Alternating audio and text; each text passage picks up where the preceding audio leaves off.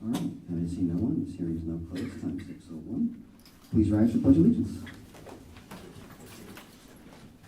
I pledge allegiance to the flag of the United States of America and to the republic for which it stands, one nation, under God, indivisible, with liberty and justice for all. Welcome everyone to the Bettendorf Community School District Board meeting. Our mission, the mission of the Bettendorf Community School District is to inspire, empower, and unite our students as a community of learners in their pursuit of excellence. Do we have a motion to approve the agenda? So moved. I can second that. Roll call, please. Director Castro? Yes. Director Champion? Yes. Director Frecking? Yes. Director Larkin? Yes. Director Lynch? Yes. Director McGivern? Yes. Director Smithson? Yes. Motion carried 7-0. All right, I'll take this to 4.01, State Solo Ensemble results. I'll take this one. The VHS Band and Orchestra students, another successful day at the IHSA Solo Ensemble Festival. 19 of the students participating in the festival spent the entire weekend, impressive, on stage and in the bit performing the musical. Special shout out to Emma Pearson for receiving one of the 13 Best in Center designation, and she'll be performing again at the Best of Show Center Showcase in Ames on May 20th. And we're just going to scroll through the names there.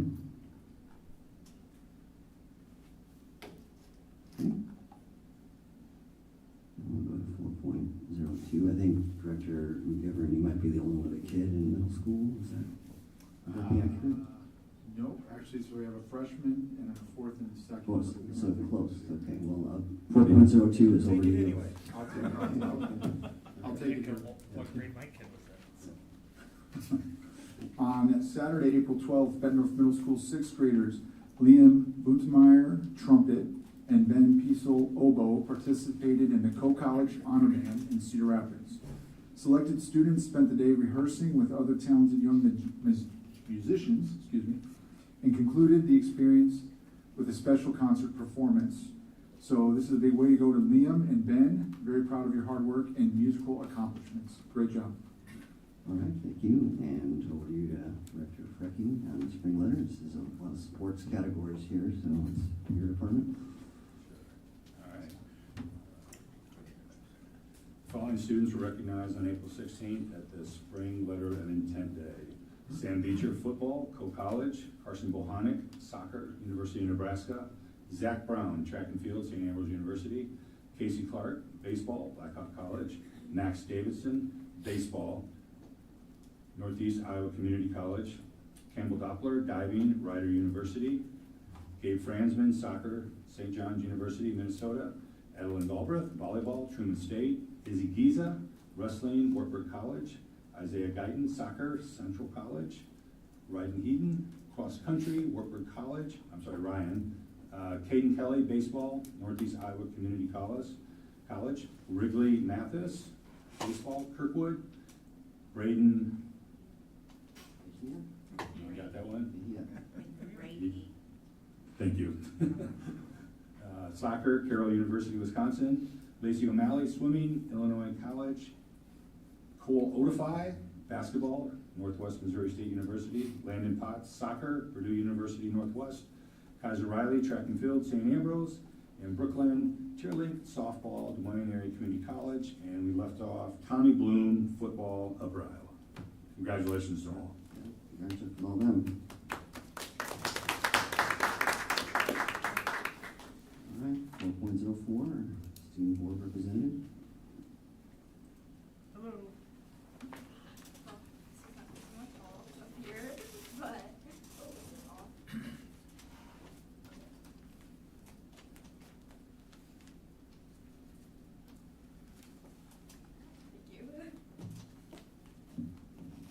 Okay, well, it's pretty much the same time, but on April 25th, this Friday at 6:30, we'll be hosting the variety show to showcase different talents about the high school. It'll be $5 and everyone is welcome.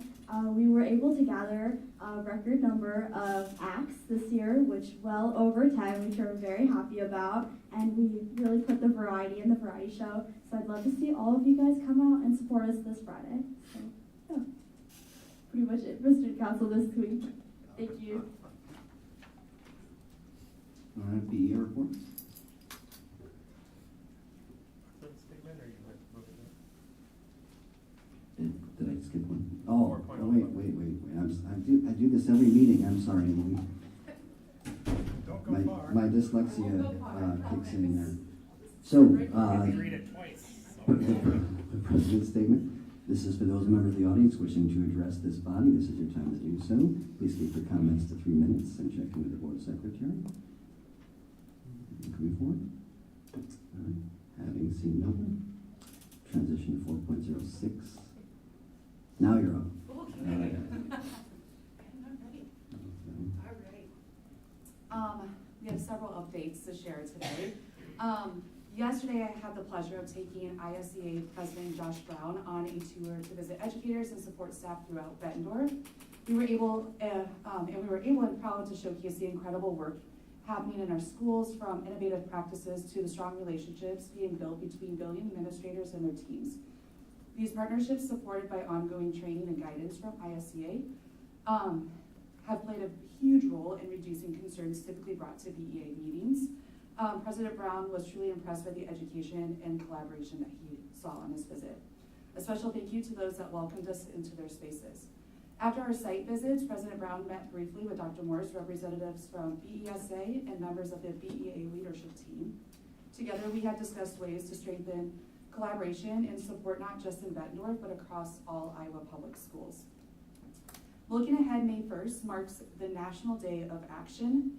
and will be taking part alongside ISEA, PEA, BESA, and schools across Iowa and the nation.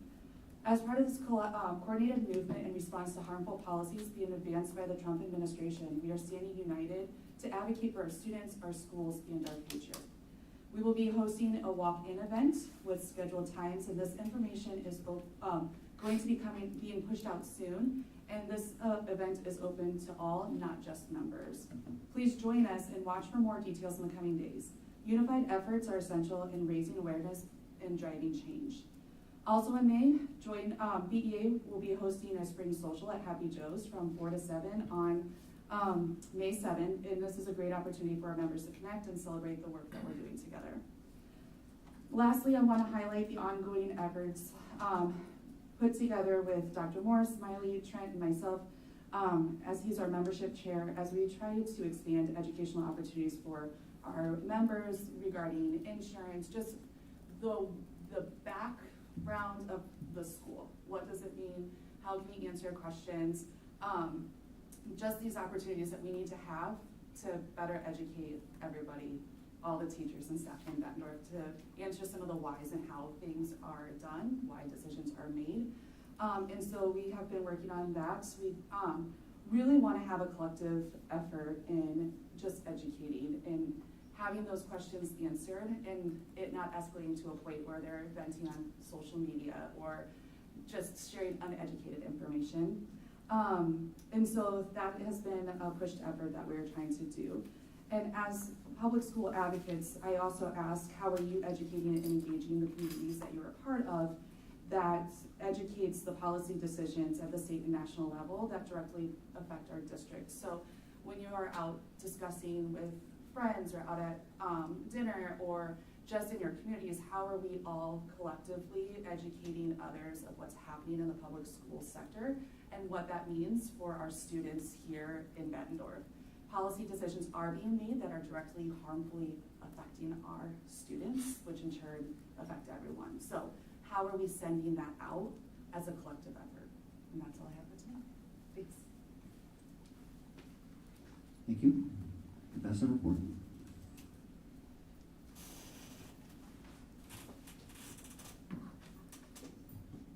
Good evening, everybody. As Emily mentioned in her report, we were fortunate to be able to host ISDA President Josh Brown in the district yesterday. And after his visit and our meeting with BEA and Dr. Morse, he was able to join BESA for our monthly meeting. And we're also excited to work alongside our other local organizations on the May 1st National Day of Action. As we met with our local leaders, the old NBC, the More You Know campaign kept coming to mind. The more factual information we have and the more educated we are as employees, stakeholders, and the general public, the further and faster we are all able to move forward. As we continue through the IBPS process, I continue to be encouraged by the work the four groups are doing together to form our joint interests and collaborate to move toward goals that benefit the entire district. It is really amazing and awesome to see everyone working together toward a common goal. Just a couple of quick shout outs tonight. Hoover Principal Corey Esbon would like to recognize Special Education Paraeducator Kelly Broderson. Kelly has been a wonderful addition to the Hoover team this year. Her dedication, patience, and compassion contribute to a safe, supportive, and inclusive space for our students to learn, grow, and thrive. Kelly has a remarkable ability to meet each child where they are, helping them overcome challenges and celebrate successes, both big and small. The work is not always easy, but it is essential, and her contributions do not go unnoticed. Kelly is a vital part of our team at Hoover Elementary, and we deeply appreciate the time, energy, and heart she pours into each day. Grantwood Principal Jill Bresnan would like to recognize paraeducator Erin Robbie. I want to take a moment to recognize Erin, who consistently goes above and beyond in her role as a kindergarten paraeducator. Not only does she provide amazing support in the classroom, but she also lends a hand with breakfast duty and any other tasks that need attention around the school. Her positive attitude and willingness to pitch in wherever needed make her an invaluable member of the team. Grantwood Elementary is lucky to have such a hardworking and caring asset. Thank you. Thank you. All right, Superintendent, over to you.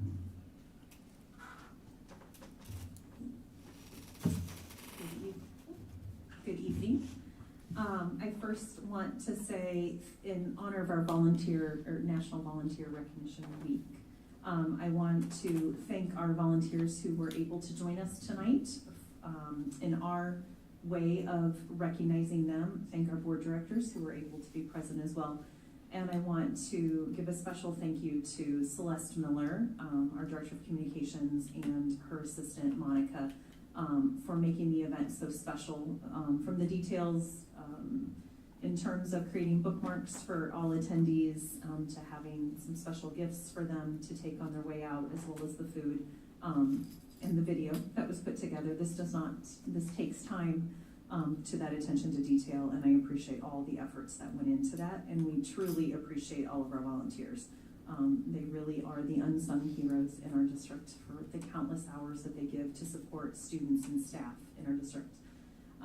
Hope you all got to see the musical production, Cinderella. It was amazing. Our students, once again, outdid themselves.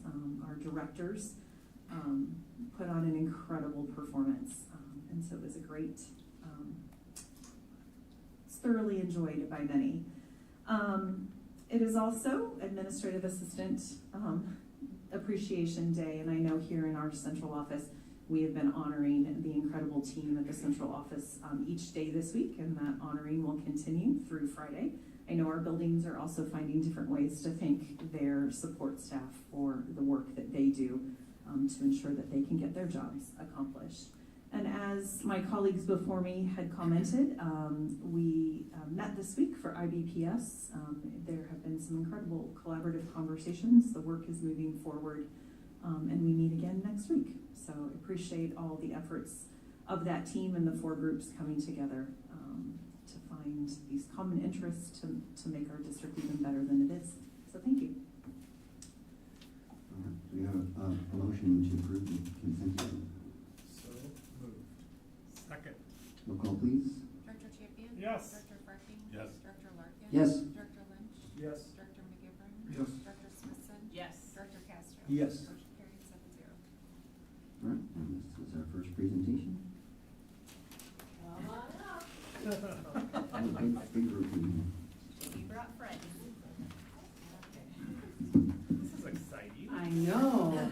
I explained to this wonderful team behind me that you get tired of listening to me. And so we're gonna walk you through middle school literacy curriculum updates, where we're at, the journey we've taken, and kind of where we're at in that journey. So I'm going to talk minimal, and I'm gonna turn it over to this wonderful team to lead you through that. Are you done already? I'm done. I come back, don't worry. So we want to walk you through the initial steps of this process. And this started back at the beginning of last school year, where we took 22 of our BMS teachers through the Lexia Aspire training. And this is a training that is focused for adolescent teachers to help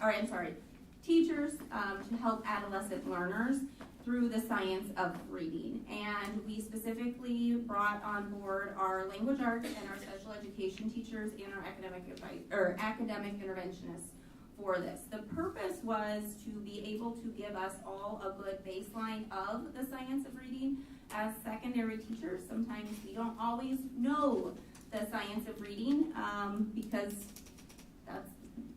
we're not elementary teachers, and that's not really where our training started. So that's why it was very important to root us in what we truly need to be able to instruct some of our students. So that was about 16 different professional development opportunities for our ELA and special education teachers. That gave us a good foundation to then, when we got to this year, know what we were looking for, to know what we needed in a curriculum, to be able to have a good background and feel like we were making the best selection.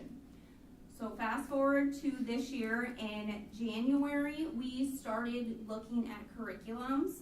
We were waited until January, hoping that we would have the RFP from the state, which would kind of give us some guidelines. We did not, so we decided, let's jump in, let's stop waiting, and we jumped in and started meeting as a curriculum adoption team.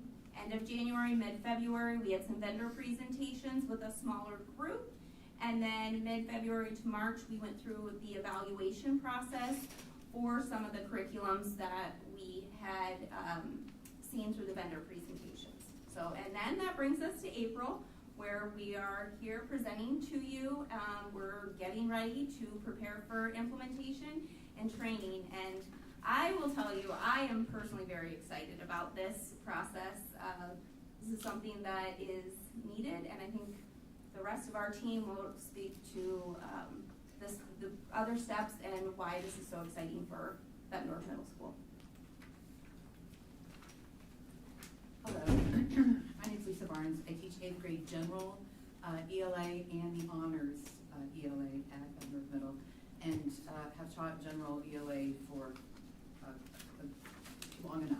We'll say that long enough. So the first step of the process was the vendor presentation, and the vendors were coming during the school day, either virtually or in person, which meant that it had to be a smaller select group that could go and listen to the vendors really sell their wares, right? Really highlight their positive aspects.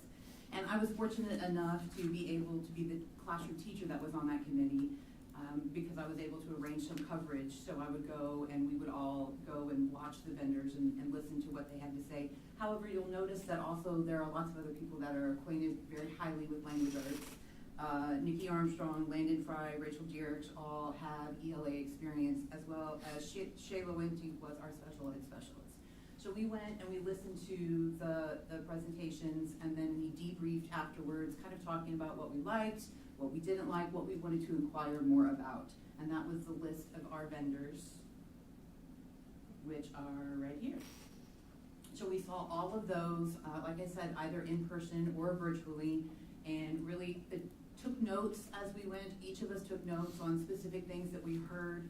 It was interesting to see what we picked up on as commonalities once we were having that debriefing session. And then we felt that it was time to move on to the next step, which was the BMS Literacy Adoption Committee. And this committee actually had 13 members, but unlike in elementary school where you have a lot of teachers that have a vested interest in the ELA program, in middle school you have far fewer teachers compared to elementary.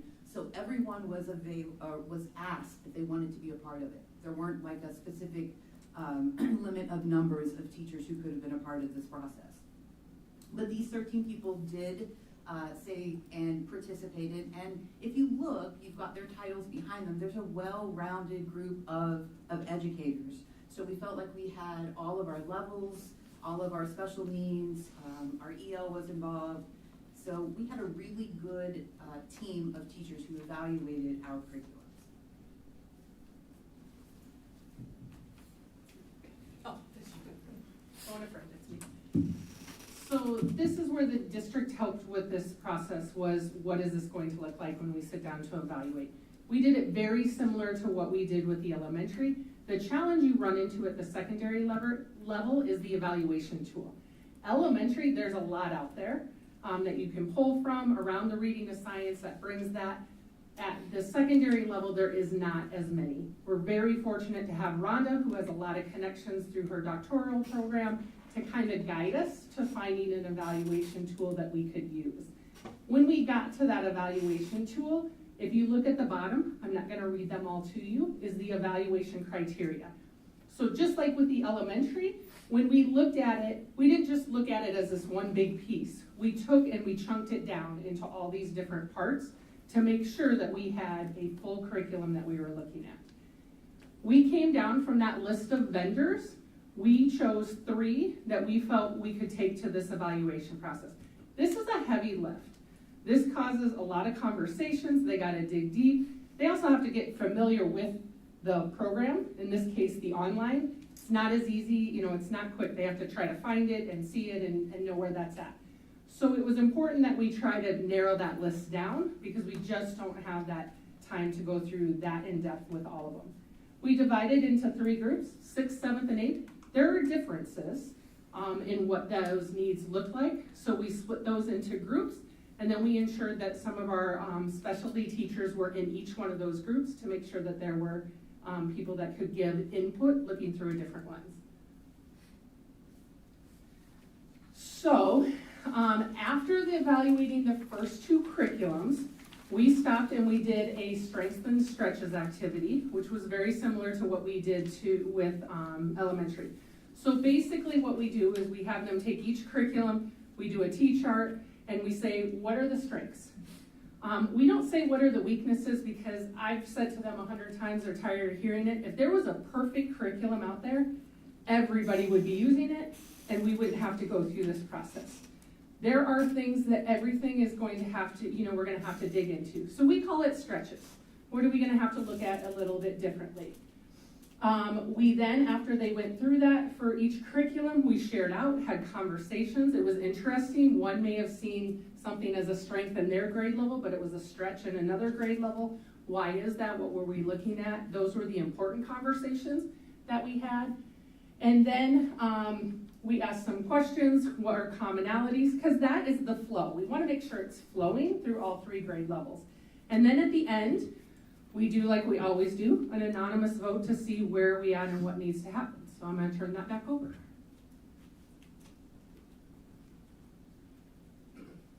Hi, I'm Jennifer Alonji, and I teach English learners at Bettendorf Middle School. So the results of our voting, our first voting results are up there, and again, it was anonymous. And then we asked, do we need to look at a third curriculum? And you can see that vote was kind of split. And ultimately, we decided, yes, we would go ahead and evaluate a third curriculum because we wanted to make sure we were thorough. We didn't want to leave anything left on the table, and wanted to make sure that we were doing our due diligence to make sure we could be unified in our recommendation. Just a quick backup question, if I may, and maybe Ms. Olson will save you and take the answer. You started with 6 or 7, and based on the presentations, we're able to lean it down to the 3. How did you pick which 2 of the 3 were your first look? If I remember correctly, we felt like the 2 that we picked first had the strongest chance of Iowa saying yes, we approve, because we were still waiting for the Iowa list at this point. Not an approval list, but a list of recommended. So we thought the first 2 would for sure be on a list if one were to come out. And I think the third one, we just felt strongly they had a lot of stuff. We learned later there was a lot of extra cost to add on everything that we liked about it. But did you have anything to add? She's very accurate. It's all about, was this RFP that was out there that the state was doing. It was actually supposed to come out last April.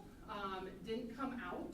And part of that was people were a little unsure of what that list, it was going to be a list of high quality instructional materials. A lot of the grants that you apply for and everything like that is tied to those keywords. The desk audit that we have to complete for the state, those are questions they ask. What are you using for your high quality evidence-based curriculums? So we were waiting to see what might appear on that list. However, April came and went, summer came and went, fall came and went. Everything that I was on, we kept asking, where is this coming? Because we knew we needed to move. It didn't come out, but we, everybody talks. And these were ones that we felt like were going to probably be on that list when it came out. Now, the state stressed it is not an approval list. It's a pricing contract.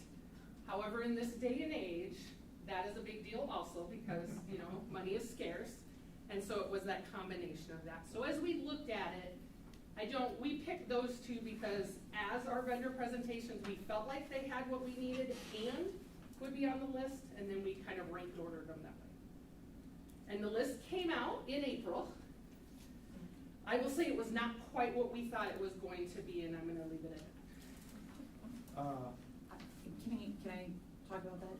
So I was on the vendor committee, and there were some that you just knew, even though they had like all these bells and whistles, as a practicing educator, there was no way that this was going to work in the middle school realm, in what we had, in what I knew that kids could do or couldn't do. So there were some that we just took off right away.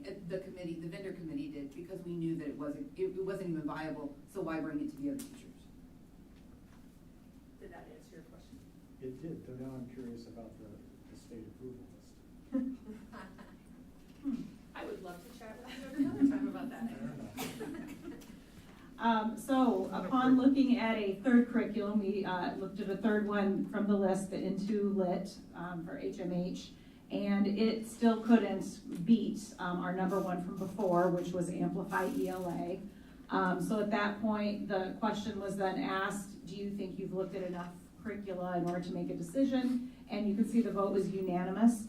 All 12 who were there that evening, and I think 13th person couldn't be there but voted via email. So it was unanimous that yes, we agreed. We'd seen enough curricula and we were comfortable with our decision. I think this is my last slide. So this just gives you an idea of the overall rubric scores. You can see on the far left that starting with text complexity, those were the elements Jamie referred to that were in our tool. So that we had those items specifically that we were looking for in each of our groups, this little group of 6th grade, 7th grade, 8th grade materials to review. On this scale, is a larger number better or worse? Better. Yeah, so Yeah. this number right here in parentheses would be if they got full points. Maximum On points. on the rubric scale for what that is. So if you look at the orange is the Amplify, which was the one that we ended up with, and it's also boxed off in green there at the top. Amplify had the highest scores for 6th, 7th, and 8th grade. And then if you look at the individual areas, I would say most of them, it probably came in as the highest score of the three. Of course, there's strengths and stretches with everyone, but we felt pretty comfortable and pretty confident that we had chosen the right curriculum, and the numbers show that. Questions?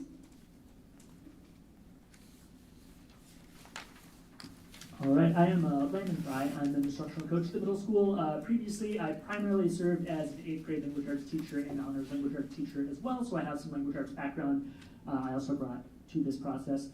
So obviously, based off of those scores, there were a lot of things we really were excited about with Amplify, so we just want to highlight a few of those things that jumped out to us as strengths of this particular curriculum. One, we were impressed by the wide range of different topics. So a student may spend one unit learning about space exploration and the space race, then later in the year they might be looking at Greek mythology or brain science. We thought the variety of topics would be very engaging to students. Also in the realm of engaging to students, I think teachers were excited that the presentations, slides, some interactive activities that are in this curriculum were very interesting and engaging to look at. And are also put together already, so it'll save our teachers time and having those engaging presentations ready. We also really appreciated the integration of a lot of different elements. So as you went through a unit, you would have writing directly integrated. You'd have lots of different types of texts, from poems to scripts to short stories. They all very seamlessly integrate within the topic or scope of the unit you are working with. There are also plenty of opportunities for speech writing, giving speeches, research projects, and there are grammar lessons that we can drop in along the way as well, which we were very pleased to see. I'm going to have Shayla Winton come up now as well to talk a little bit about the sort of special education side of that. So Shayla Winton, special ed instructional coach for the district. So like Leandon was saying, there were more scaffoldings that were built into this curriculum to ensure that accessibility for all learners. Some of the others, directing to your question earlier, some of the others, right away you could tell that we could not follow that curriculum with integrity and provide the supports needed for some of our learners who needed those additional supports. There was a grouping tool for assigning different materials, so not only did the AI kind of help to group based on how the kids were responding within the program, but it also will assign different materials for the different groups of students. And then there's the built-in flex days for reteaching, pre-teaching, whatever the students may need in those moments. And some of the AI built-ins, there's the read aloud option, there's sentence starters. So some of those accommodations that we as teachers have been taking the curriculum, creating on our own, and then implementing, they were built into this program for that support. Another major draw of this program is the 100-day pathway. So within the normal general education pathway, there's enough material for 180 days. But looking at the honors students and those that read faster, understand more, maybe need more enrichment, this program offers a 100-day pathway, which means that, let's say a unit in the original takes, 6 weeks, maybe in honors it would only take about 3 weeks. That would give me time, or the honors teachers times, to add extensions, to really dive into their learning, really stretch what it is that they're talking about, and also kind of take a look at what my honors students' own interests are. So that was a really big feature that we really liked about this project, or this curriculum as well.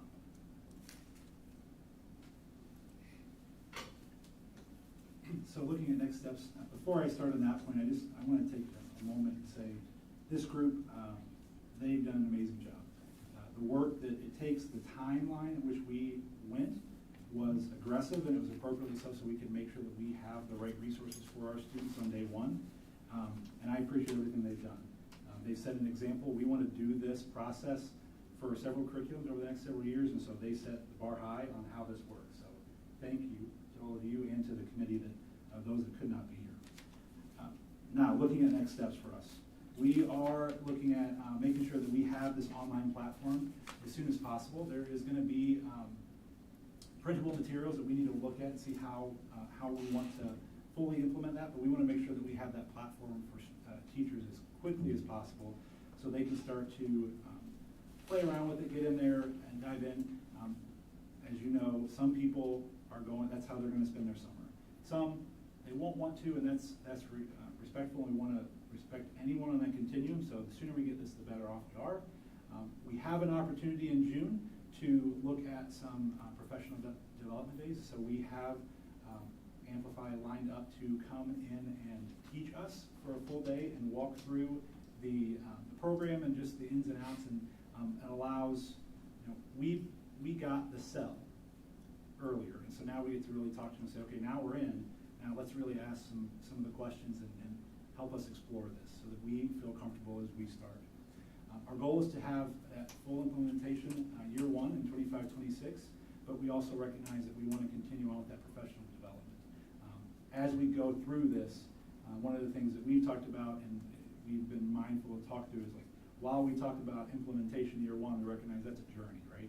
We're not going to hit the ground running full out. And so I need to be mindful of that as the building leader, and then just we're mindful of that as we have to evaluate continually through our professional development time, and just saying what works, what doesn't, what do we need to tweak, what questions do we have, and just go through that journey so that as we work, there's always that improvement and it continues to grow with us. So what questions do you have for us? Yes. Someone else wanted to go first. Go ahead. I'm thinking about the implementation. So what I understand you just told me is there will not be a pilot with one classroom per grade. It will be all classrooms, all grades. Our entire ELA department will have access to this, and we want to move forward with all of them working through this next year. Yes. I'm guessing from the way the evaluation committee was constructed that everyone was invited. Yes. Like everyone who might be teaching this curriculum was invited to be a part. Correct. That includes our Are ELA you worried about pushback or lack of buy-in? Well, we have one here then. I think we were at a point where I'd say, were we worried about that? 100%. I think that's why we were very intentional about the way that we invited staff. We I will say that the way that we critiqued those vendors and asked some questions, and there was no intention to be mean. I know I particularly came off one time as probably a little bit more harsh than I should have in some questions, but knowing that this has to be right for our staff and students, we were asking some really hard questions, and we wanted to make sure that it was also respectful of our time, because we don't want to put something in front of a teacher that isn't worth their time. And so as we narrowed that down, and then as we presented it, we were trying to be really critical so that we're mindful that what we feel like we're presenting is the best product there. On top of that, I would say that we've tried to do a lot of teaching, learning, growing over the last several years. I would say with certainty that our teachers will tell you, we feel that there's a need for a curriculum. We feel that an important next step for us as we look at our data, we look at our growth, where we need to grow. This is the next step. And I don't think anyone would argue with that point. And I think they trust us as we've gone through that journey to say this is the right step for us. We presented to the whole ELA. So we've already met with those that were unable to participate in the committee and sat down and kind of took them through this. They were almost our trial run of, the process and what it was and how we came to it and all of that, and gave them that opportunity to ask questions. The big thing is that we get often is professional development. How are we gonna get the training and things? We're very lucky in this opportunity because I know when we started this process, a hesitation we got was originally, a lot of times when you do this, your training comes in August, right? And that's tough because you're gonna start school in a week. We're able, thank you, Mother Nature, because of the snow days or weather days or whatever we're going to call them, opportunity to bring Amplify into the district on June 5th to start that, so that people who have questions, and then we'll do a refresher with them come the fall. But that will give that opportunity for some of that to get out right away. In the same vein of implementation, acknowledge there's a big difference, obviously, between middle school and the elementary schools, but with the journey our elementary schools have been going through with their curriculum and things, have there been opportunity to discuss and get lessons learned, feedback? Again, I know there's probably a bit of a difference, but as those types of discussions and communications have been. I'll give my perspective. I think this whole process at middle school is a direct result of the reflection that's happened with the ELA process at elementary. And so making sure that we are mindful of what we've done, and then we grow into as we continue forward. So I'll say, as we started gearing up for this, those were discussion points we had. It's like, how do we make sure that we improve on what we've done and continue to grow and ultimately select something that we feel good about and we know our teachers are going to feel good about. Thank you. I have a question. Oh, go ahead.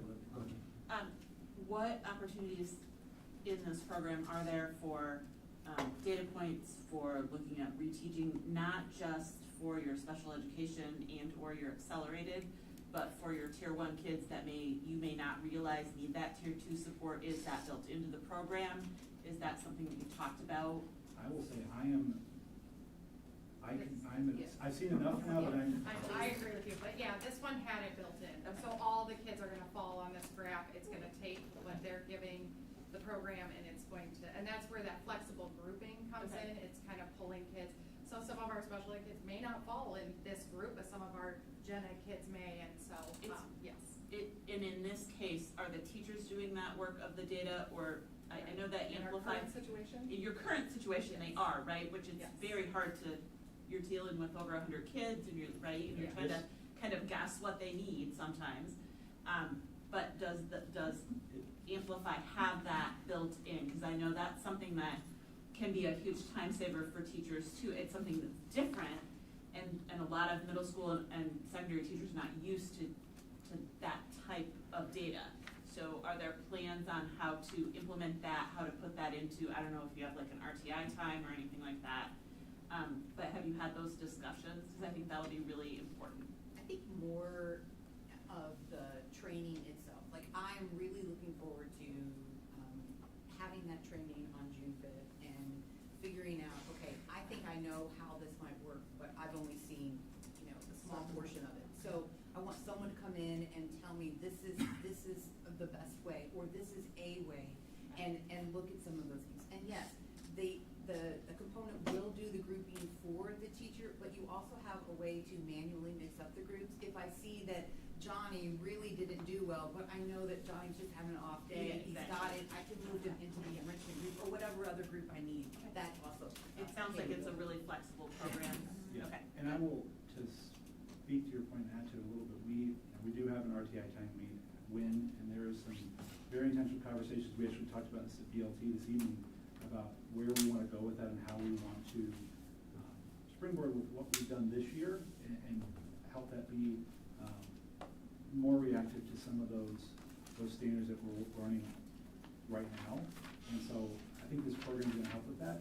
The other piece that I said this on Monday at PD, but we also recognize through this journey, and everyone knows, we are asking our teachers to do more and more and more and more. And I guess the way I look at this is like, if it's a dinner plate, like, we want to keep heaping, that's fine. But the goal of this, and the goal of looking at curriculums down the road for other core content areas is, let's take some of that food off the plate, so we can add more on. And let's get it to be the right thing. Because if we're asking you to create all this content, do all this stuff, and do the RTI process and select students and group students, like, that's a lot. Yeah. But if we can take that burden off of having to create all this material, it allows you, frees you up to do some of that work that you know needs to be done too.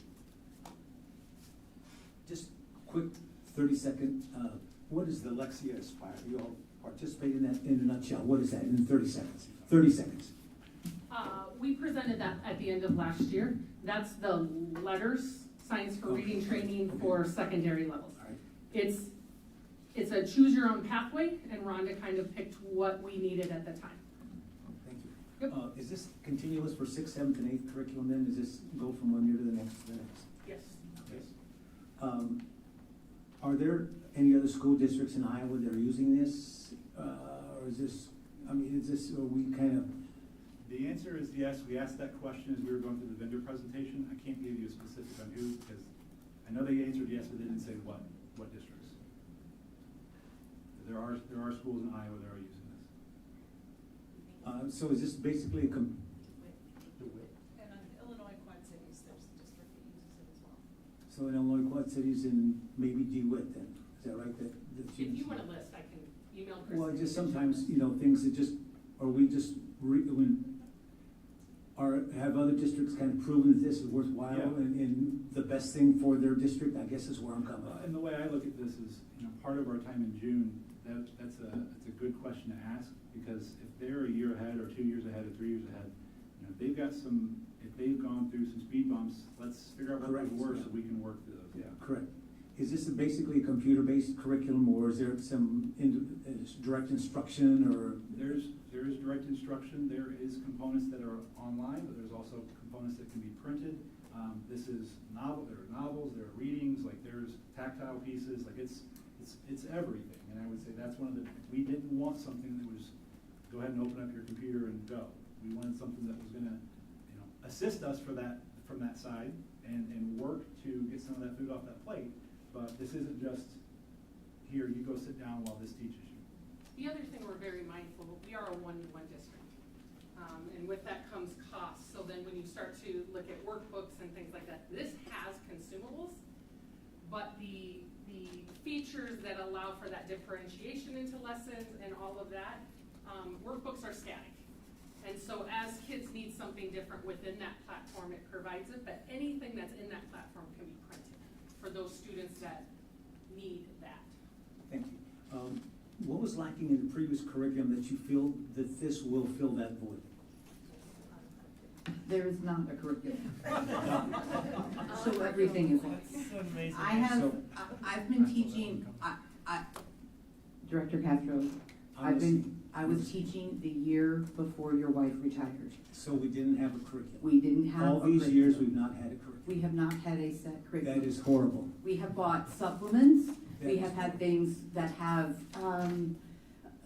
we have moved to guided reading. We grabbed a few novels here. We had a few novels there. But your ELA teachers in 6th through 8th have been doing what they have loved and helping our students get as far as they can without having a dictated curriculum. And this one uses the science of reading because our kids are not where they were 20 years ago. So this one is going to help, we think. I feel really confident with this one. I remember you from middle school as well. Is there a pacing guide to this? Yeah, there is a suggested pacing guide. The nice piece is, as we talked about with some of the strengths there is some flexibility. So it's not, we're not going to sit here and say, if you had to stop and reteach something on Tuesday, you're completely derailed. There is options within this. And that is also what we'll need to review as we go through this to say, is this working the way we want it to? Do we need to adjust those things? Those are the things we'll have to do as a team to constantly check and make sure it's working the way we want it to. Yeah, and specifically, as I was reviewing the curriculum again today, there are very frequently flex days within the curriculum. So you might teach 4 or 5 days. There's specifically a flex day where you can drop in additional grammar lessons. You can do reteaching for groups that might need it, or provide more specific directions and instructions based on student needs. You said a word that's music to my ears, grammar. In foundational skills, we had a very intellectual, very smart young man from the high school come in and talk to us about diagramming. And that was just awesome to me. So are there enough foundational built-in skills that the kids have before they move on to more excelled kind of things, so they be sure that they have a good foundational skills in writing, in grammar comprehension? I mean, Lisa, you're the go-to person. Yeah, eventually. So next year, the 8th graders that I will have, this will be their first year with this program. So I expect that I will have to fill in a lot of gaps because they haven't had the 7th grade or the 6th grade prior to that. So, but in a couple years after they have progressed from 6th through 8th, yes, they will have a greater basic level of what they need, and they'll be more where we need them to be. Does that answer your question? Which This means curriculum has built-in grammar lessons and then a bank of grammar lessons, so it's the built-in lessons as well as additional support grammar lessons if needed. And one of the things we learned through that Aspire training is how important grammar is to the understanding of reading. So yes, we will be doing that. And that brings up an interesting point, that this curriculum choice is a commitment for at minimum 3 years. And really at the end of 3 years, you'll just be in the spot where you can start to say, now that someone cycled through all 3 grades, are we seeing what we want? And really, more time than that, if you're gonna get more than just, perhaps it was a fluky year. I think there, to your point, we are very mindful, we have an opportunity here, and we know that we're not the first ones to go through these processes. We know that elementary students have done this, and we want to see what happens in 3 years with students at BMS, but we also want to be mindful of where are the students at right now in elementary and where are they at with their journey. The same learning, same struggles, gaps, deficits that we're going to have next year, they've experienced that, and so they're working through that. And so the next few years, and we've talked about this from multiple different avenues, but our kids are going to be a little different every single year for different reasons. And so I would even argue, like, at 3 years, we need to test it, but I don't know if we'll have all the answers because there's enough variables there because of the changes that we've been doing. They're good changes, but it does provide an opportunity to question and say, should we keep going? We've got to be patient once we've made a decision. We can't just keep changing our mind every year. Correct. Teachers are pretty patient with the curriculum that they have. I mean, I've been teaching some of the same concepts for several sets of years, right? And so this allows us to have a fresh look at things, a fresh take on what this generation of kids is really needing and looking for. This curriculum is tied to CKLA, correct? I wouldn't say Is that it it's. by like the same company, or do we know It's So if it's?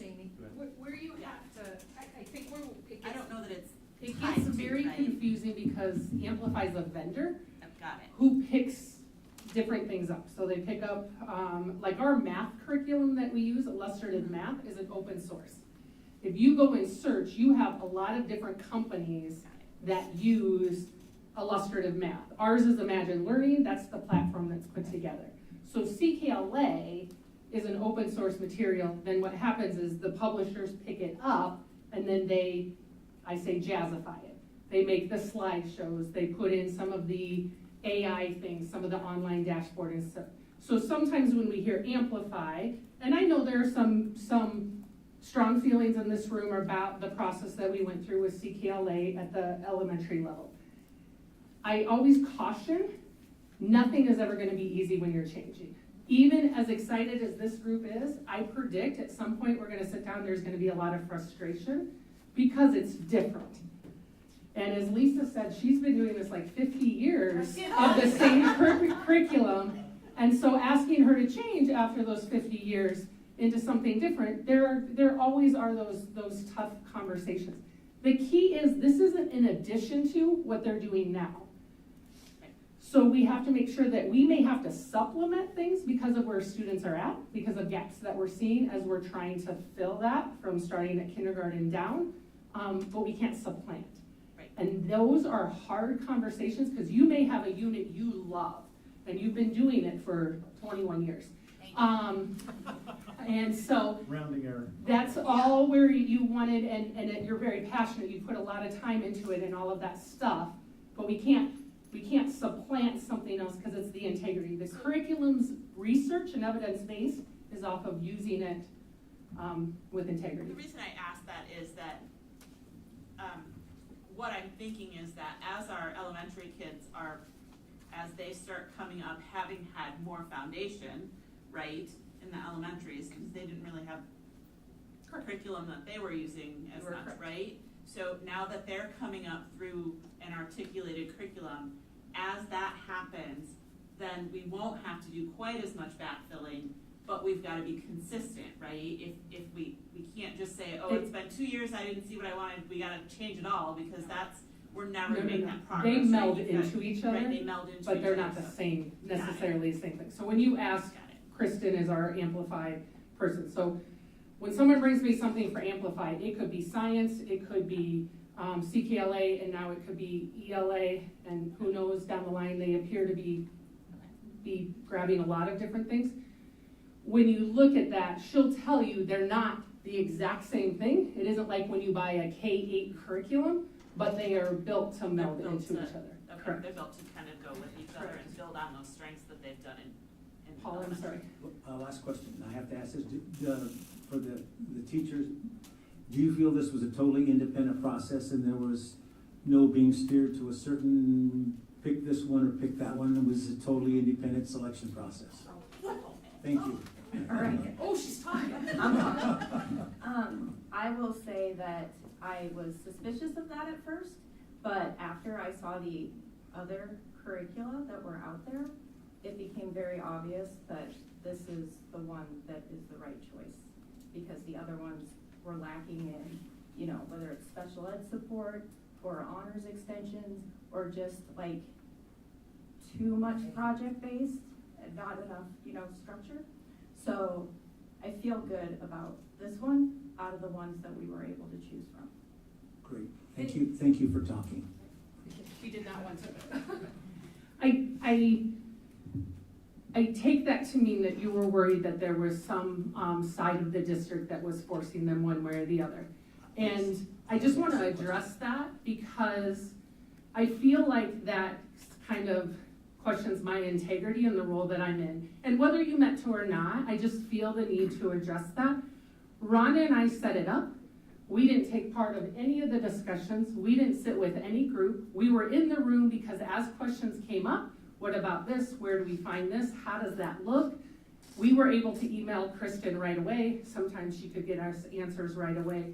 We didn't take part of any of the voting. We collected the data and presented it. So I just want that to be clear that that was the process that we went through. And I'm gonna add that that was the process we went through with elementary for the ELA curriculum as well. They were not part of the voting, they were not part of the selection, they facilitated so teachers had the resources to review and a structure to review, just like they did at middle school, so they could come to a decision that they felt comfortable with. So. I have one final question as well. What do you need from us as a board? I would say it was important for us to walk through this process tonight and share our enthusiasm for this. I would say, bear with us as we grow, learn, struggle, question, because that's all going to be a natural process. Personally, I'll see you again next year, hopefully, as we do this again, and just walk through that. I recognize these are big commitments, but as going into this fourth year, I feel like one of the things I keep saying is that these curriculums are important, and it's very easy to sit there and say that it could be viewed as like, hey, I'm saying that you're not a good teacher, and be the exact opposite. These curriculums allow you to do more because we recognize how hard it is to make that content. And so I think everyone's heard that enough at middle school, and I think we know this is a journey we all need to take. And I'll say again, the fact that they knew the importance of this, and we knew that ELA needed to be one of the first ones, or the first one, and that was not easy, and I appreciate them doing that, and I appreciate them going through those growing pains, and it was a really fast turnaround. But they did an amazing job. They had difficult conversations, the appropriate amount of skepticism, and I like where we've landed. So I'm very grateful for that process, and I'm excited to see what happens. Paul kind of beat me to the question about other school districts using it. I think that's a great opportunity to tap into those schools and talk to them, especially DeWitt. I'm sure you guys have some sort of relationship with them, and that could really be beneficial. And appreciate the passion from all of you. I know, speaking to Rachel earlier, she was jumping out of her shoes, getting ready to present it. So, thank you. Thank you. Thank you. Thank you.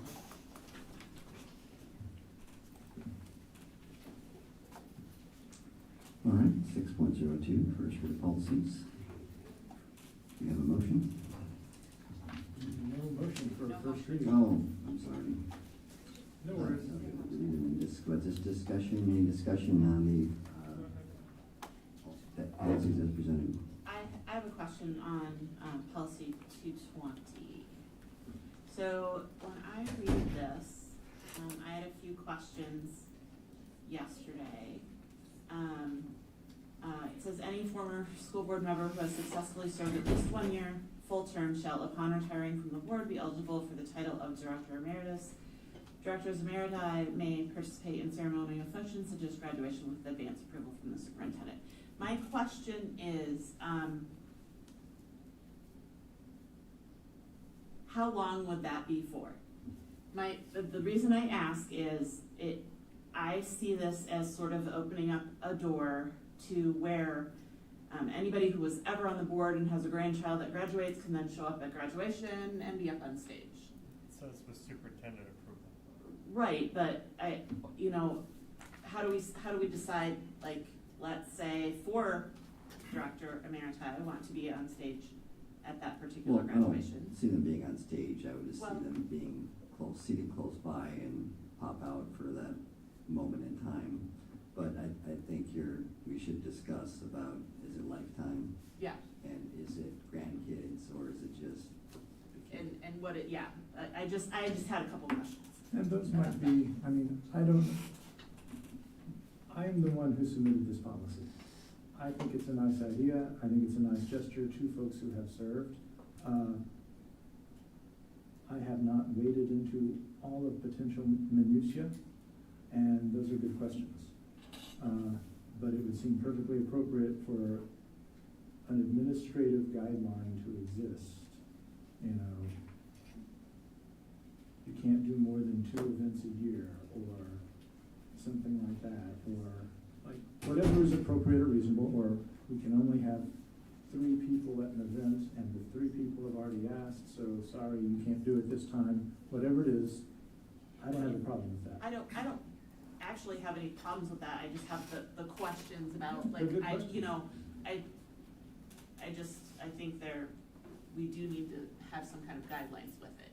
And I don't if know we if that say, needs to be at the level of policy, or if that can be at the level of. I think it's getting into the weeds.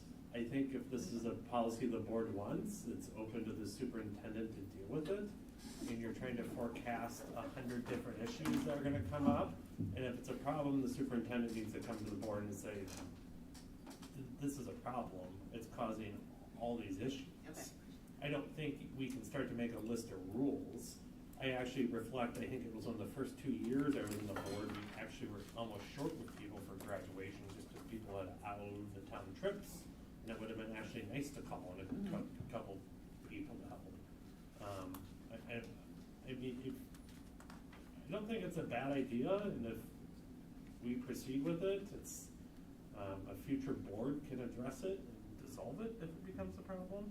I mean, it's not like it's being scribed into stone and it's here forever. And I do believe that policy, like anything like a labor contract or any directive, they're living, breathing documents. They that's kind of my point, is that there's a administrative out on this. Like if the high school principal wants to call her, in this case to Michelle, and be like, I can't have 12 people here, then it's gonna have to be dealt with. I'm sorry to dump it on Michelle, but that's, unfortunately, it's her job title in here. And I think we create policy.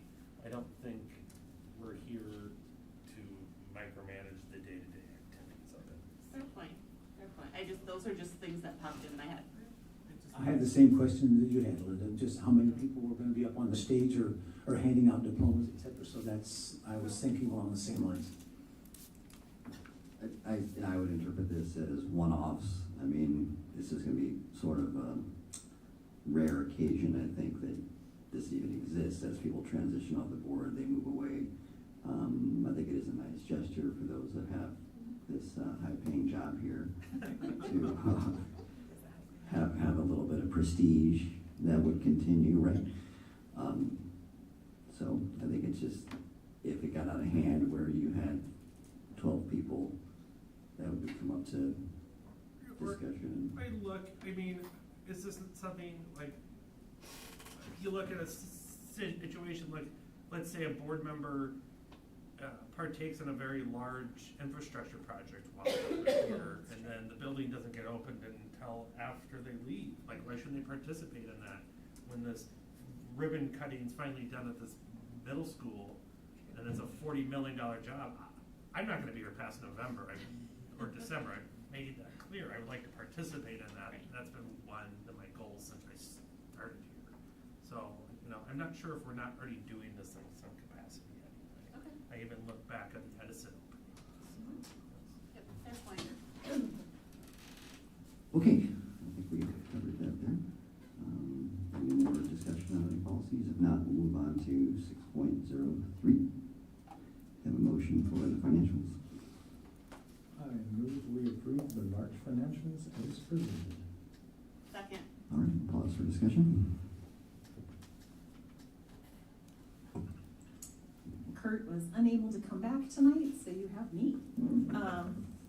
Obviously, in terms of revenues, you can see there was quite a significant decrease from the same period in the prior fiscal year. As he pointed out in his notes, this is largely attributed to receiving the open enrollment in 1 month in March last year instead of February like it was for the current fiscal year. So that will significantly skew those revenues. Otherwise, everything is similar to, as we look at year to date and year over year, no other variances to note. All right. If there's no future discussion, roll call, please. Director Freckey? Yes. Director Larkin? Yes. Director Lynch? Yes. Director McGivern? Yes. Director Smithson?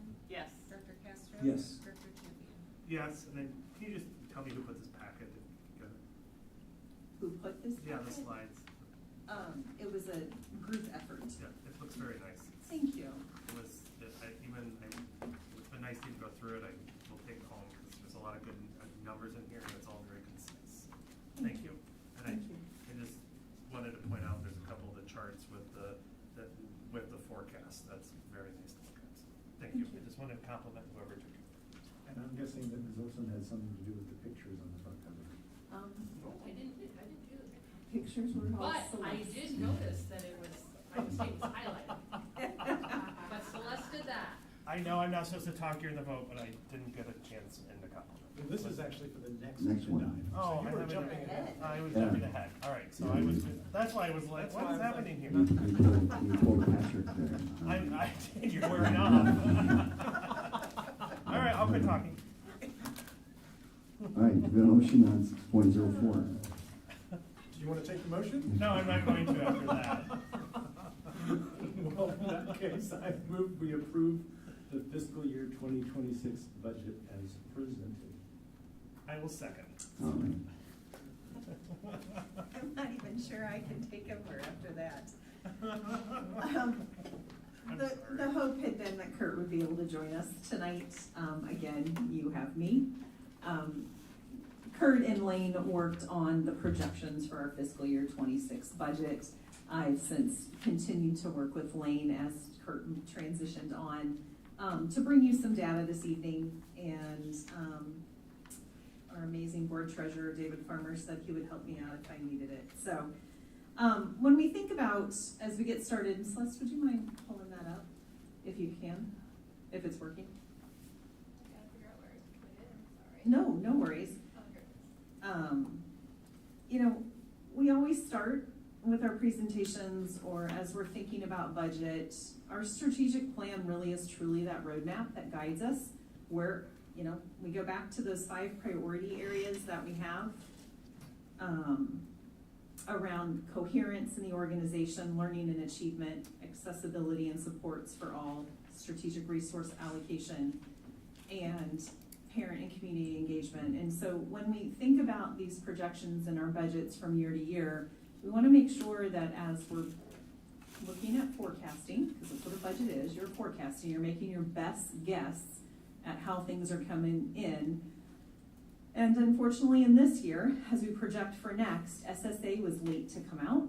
We still don't have our teacher salary supplement numbers yet. We've seen some potential projections about what that will look like to help us move that second step of the salary increase minimums that the state has required us. Last year, if you remember, they, I'm happy to plug my computer in and okay.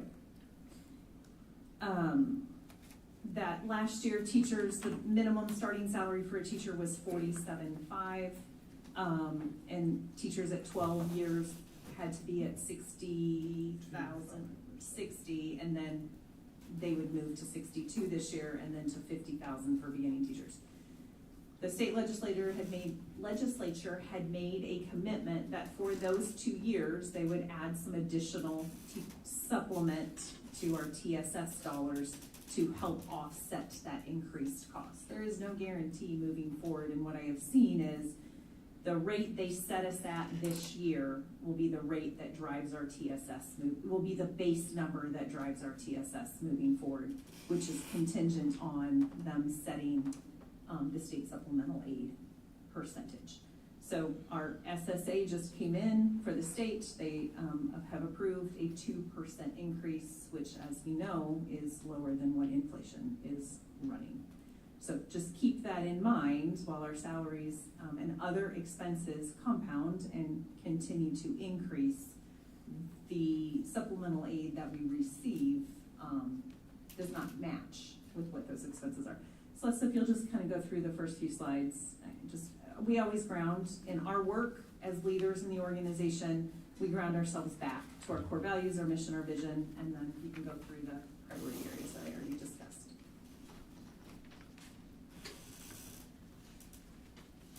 Perfect. So tonight we're going to look at current financial indicators.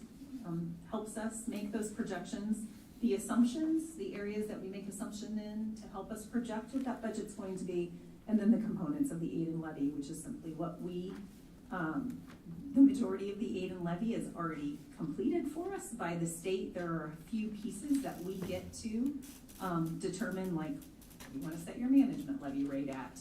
If you're eligible for a cash reserve levy, how much cash do you want to levy for? There are not many places that we get to influence the numbers that go into the system, which is fine, part of the process.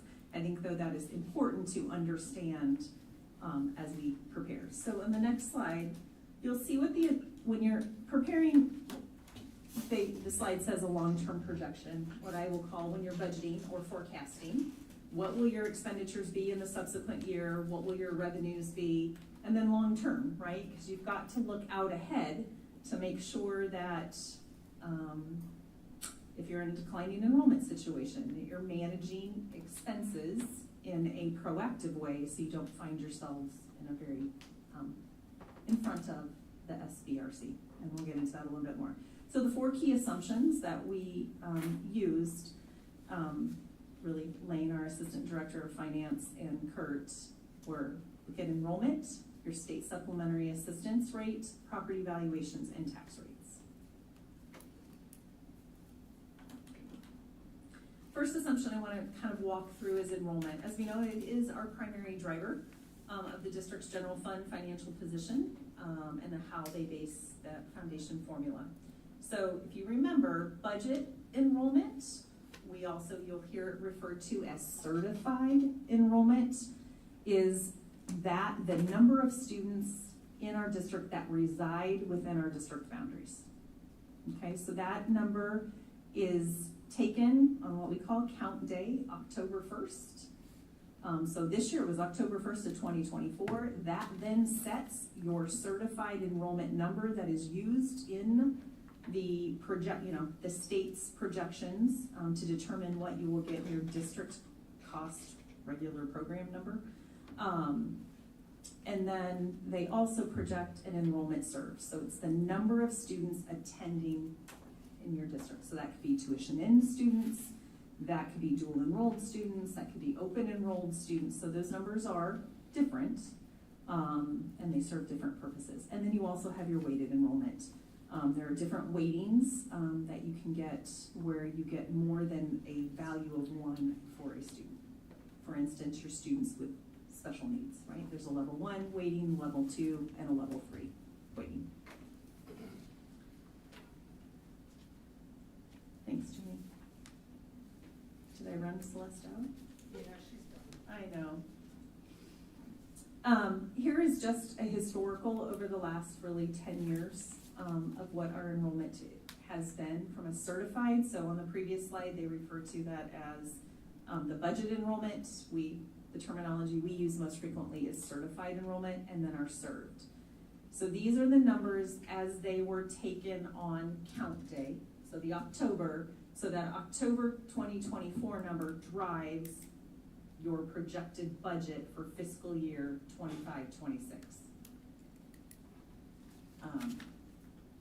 Which is a lot to remember and take in. Any questions about that? And as you can see, we continue to be in a place where enrollment is going down.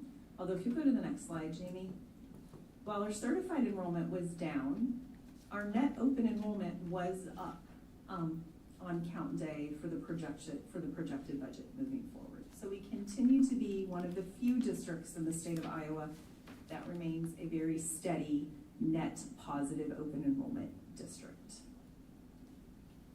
Okay, thank you. I put this slide up here, not so much so you can look at all the number of students over the years that vacillate between level 1, level 2, and level 3 students. Someone of Karen lives in these numbers all the time. But really the important piece is to look at what I call the general fund contribution to special education. You'll hear the words encroachment or deficit. Why that is important is that number contributes to your solvency ratio, right? Because it impacts, if you're spending more than you're receiving in your state and federal categorical dollars for special education, you have to use your general fund dollars to offset that. We also use our Medicaid reimbursement to do that. I'm excited to hear our Medicaid reimbursement will get close to where we were last year because the state made an adjustment this year and is taking a larger percentage off the top to run the program, so we will get less back in our pocket. But thanks to the efforts we do, if you recall, have a dedicated Medicaid person. That is she supports and backs up payroll, but her primary role funded all through the Medicaid reimbursement dollars, and it has paid for itself in spades. We have almost 3 times the amount of Medicaid reimbursement since I've arrived, once we dedicated her to that position full time. And she works very closely with our providers and our buildings to make sure that we are getting credit for the hard work that's being done. So you can see we had a blip. It is unusual to see a surplus. We had one in last fiscal year, but we're projected to end this year with what is still not the highest. When I arrived, we were running a deficit of $1 million to about $1.1 million. We brought that down, and without compromising programs and services, and now we're going to probably average in that $750,000 to $800,000 range. Sorry, finish your thought. Oh, no, I was just going to say, but this is also driven by, if you think about it, we've given salary increases, and benefits have increased and other expenditures have, the cost of doing business has not gotten less expensive. Director Lynch. I just wanted to ask if you know off the top of your head, Karen, what the weightings are for these three levels? It's like a 0.67 and 1 point something and 2 point something, if I recall. Yeah, it's 1.21, 2.74, and 3 point.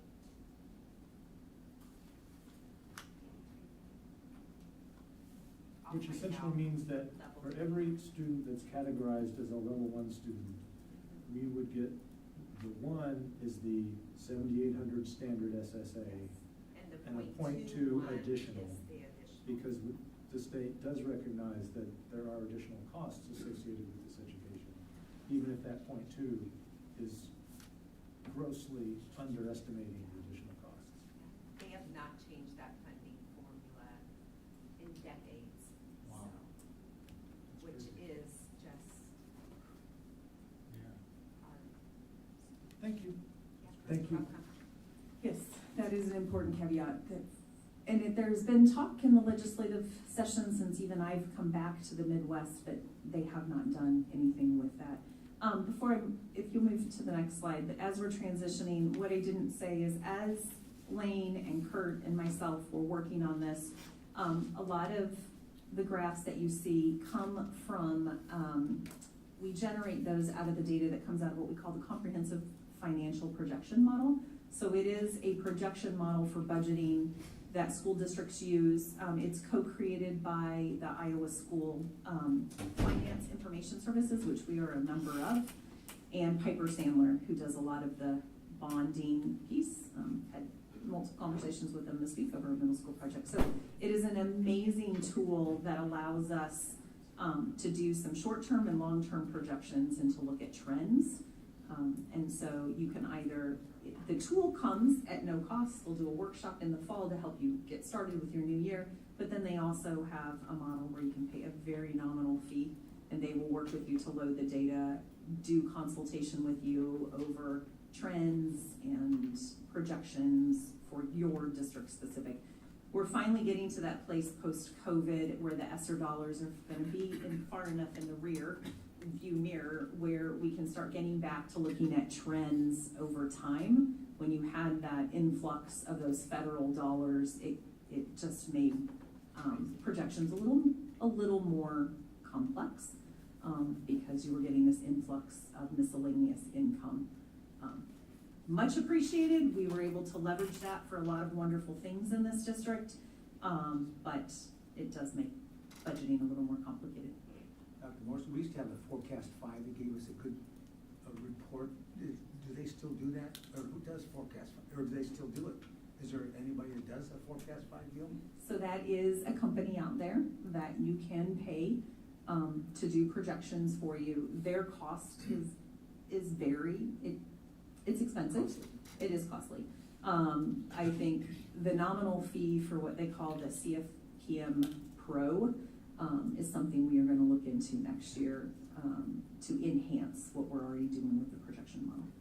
Thank you. Yeah, no, thank you. And where Kurt shifted for your monthly reports, those spreadsheets that you see on the attachments through the different funds, like that was up tonight, those are coming from the projection model, which is wonderful, which blends the nice piece about it. So the card that we have to submit in the fall, which all the financial resources in, that feeds directly into that, and then it can talk also to our financial software as well. So, thank you. So that next assumption that's made, or the next piece to the projection model, is that SSA rate. It's what we talk about. As you know, they set it annually. I believe they are supposed to set it within the first 30 days of coming back to session, but you know, They're very busy. deadlines are deadlines. It controls the growth in that district cost per pupil. And this year, as I said, they set that rate at 2%. On the next slide, you will see some historical SSA rates. I mean, just in the last, 5 years, we have not ever even come close to keeping pace with inflation. And so that, as Emily pointed out earlier, some of the pieces and decisions being made present complexities and challenges to school districts, and ensuring that we have ways to fairly compensate our staff, but also provide these incredible curricular opportunities for our students and staff. Those don't come at a cheap cost, right? And so to be able to do that takes financial resources. The piece too is the legislature has so when they set that SSA rate, there are other general fund resources, such as our teacher salary supplement or the teacher leadership compensation, which is our instructional coach program budget categorical. The other state categoricals, they have, since I've been here, they have used the same SSA rate for the state categoricals, but they have the ability to set that percentage at a different, they can go up or they could go down. So, like this year, they set the teacher salary supplement for fiscal year 26 at 2%, but we're getting an adjustment, a one-time adjustment, as they call it, to help us move those teachers from 47 to 50, from 60 to 62. So, next year's fiscal year 26 per pupil, based on the projection model at this time, it will be $8,022 per pupil. And then you can see our that TSS number, don't memorize it. We don't really have it. That is last year's TSS number that just rolled forward. They have not set those rates yet. And you can see. Okay.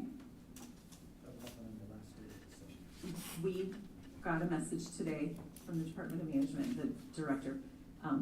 Look for it in June. And remember, we have to certify by April 30th. So it makes, when you're working with your unions around salaries, base wage discussions, trying to project what do we need for curricular materials, what do we need for supply, we will do, because that's what we do. We are flexible and we will make it work. That third assumption looks at the property valuations. Obviously, your property valuations are part of that tax rate or tax levy rate that helps bring funding to school districts. Go on to the next slide. Thank you, Celeste. David, this is where I will look to you if there's anything you want to add. There's a property valuation that's calculated for the general fund, and then there's a property valuation or tax for our PEPL, the regular PEPL, and the voter approved, the voter PEPL, debt service, your instructional support levy. It does not include that tax increment financing, and they are projecting per this model that our property valuations would increase by 2.3%. I'd like David to weigh in on that. So these would be valuations from January of 24. So this is not the valuation letter that you may have received from the assessor in the past 6 weeks or the tax notice. These would be valuations that would be set a year ago. Okay. I don't recall what Bettendorf School District's valuation growth was offhand. I didn't pull that number in advance, but the 2.3% would be accurate ballpark there. Again, assessment values are not set by the school district or the city or the county. Assessment values come from a separate governmental office, the county assessor or the city assessor, depending if you're a city of Davenport resident or a city of Bettendorf resident. They're actually two different assessors that serve the Bettendorf School District. This valuation component does not reflect any of the property tax bills that you may have seen in the news over the past 6 weeks. There is talk about changing what's called the assessed valuation, the taxable valuation of individual properties. That's not reflected in these numbers. All the legislation I've seen discussed would be effective fiscal year 27 if something's passed this year. So it does not, we don't have to go through and recertify our budgets if there's something passed in the next, before the end of legislation in relation to assessed valuation and property tax rates. That did occur 10 years ago for the county in a certain situation where they changed the levy and have changed the assessed valuation. We're not hearing that that's a possibility this year. So that's positive in that regard. That gives us time to plan if something were to change on taxable valuation or tax rates. Thank you, David. Guess we're good to move on. So just a graph of how our property valuations have trended over the last few years and the projection. And as the further you get away from the current year, just know that that projection becomes less accurate, less stable, right? It's all about the assumptions you make in your projection model around you. Are you gonna go with a flat, think that everything's gonna grow by 2%? What are you predicting for enrollment? You are determining how some of those trend lines, the further you get away from the current year that you're projecting for, the less accurate it can become. But it's a value, you must do it so we can be thinking ahead and planning accordingly. Okay. And then our tax rates, we hear about, we had a gentleman come a couple board meetings ago concerned about their tax rate. There's property tax and income tax, and Celeste, you can head on. And so with our general fund tax rate, that would include your uniform levy, which the state sets that. If this new property tax bill does go through, there is a proposal in there because your assessed value on your property will be changing. They're gonna then cut that uniform levy. The proposal is to cut that uniform levy by 50%. So right now it's set, I think, at $5.40, and that they would cut that about half. How would that affect us then? We're still trying to understand that and figure that out. And even as I was on a call with Piper Sandler today, even like David, who is an expert in the finance arena, I think there's still a lot of confusion around how that will short-term and long-term impact cities, schools, counties, etc. It goes towards the composition of the classification of property within your district or city or county. And so as school districts, we tend to think we're heavy residential. But if you have a major industrial plant, there's one on the river, but I think it's mostly the PV district. Their valuation will change only by about 10%. Well, what's being discussed would be, we could change the valuation for residential properties up significantly. And so to balance that out to reach the tax policy goal would be to cut that tax rate in half. Right now, we're taxed, our assessed value, our taxable valuation is about 47% on residential properties. If you take that up to 100% taxable, in order to manage the taxes that property paid on that parcel, you have to cut the tax rates in half. Okay? So what's the benefit to the individual school districts or cities and so forth? It's a very complicated question for each taxing body based upon the type of property they have within their boundaries. Okay? So District A may be impacted differently than District B based upon the class, how much residential property they have in their district, or how much commercial or residential. Okay, and that's just an added component there on the school side, and why this proposed tax policy has slowed down. It may not happen this year because they're still trying to figure out. They don't want to make a change and then figure out that they went too far on one aspect of it. So when we look at those, and then your non-general fund levy rates would include, as I said, board and voter approved PEPAL, your management levy, and your debt service levies. Okay. So our overall, what our fiscal year 26 budget is proposing, that there will be a decrease in our tax levy rate from the current 1284, which was, we had kept it relatively stable. It still did not reach the highest point. Prior to 2021, it had gotten up to the $13. But we have tried to keep it as stable as possible. I think it calculated out at like 12.39, and a bunch of numbers afterwards. So for the sake of the model, it rounded it to $12.40. And then the following year, that projected stability in that property tax levy could change if this property tax bill goes through. So there are so many different factors that can, from year to year, impact. It could drop to 620, but the amount that you're being taxed on would increase, and your net tax is theoretically a wash. Correct. So, like we said, projections are helpful to make sure we're keeping our eye on the horizon, but we also have to stay grounded in the current and keep business moving. Anything else, David, on that?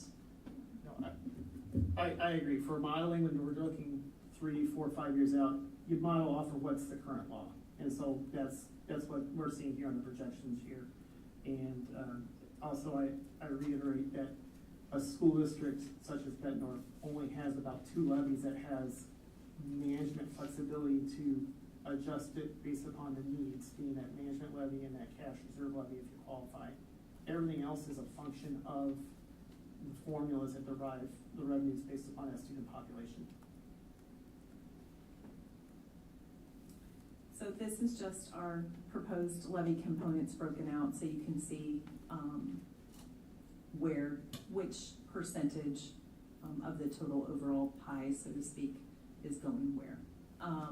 The factors that can definitely impact the levy are our weightings, such as special education, our weighting for our students who are English learners, your concurrent enrollment, dropout prevention, at risk, and budget guarantee.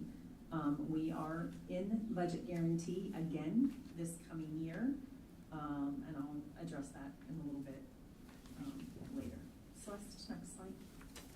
So then the solvency ratio, while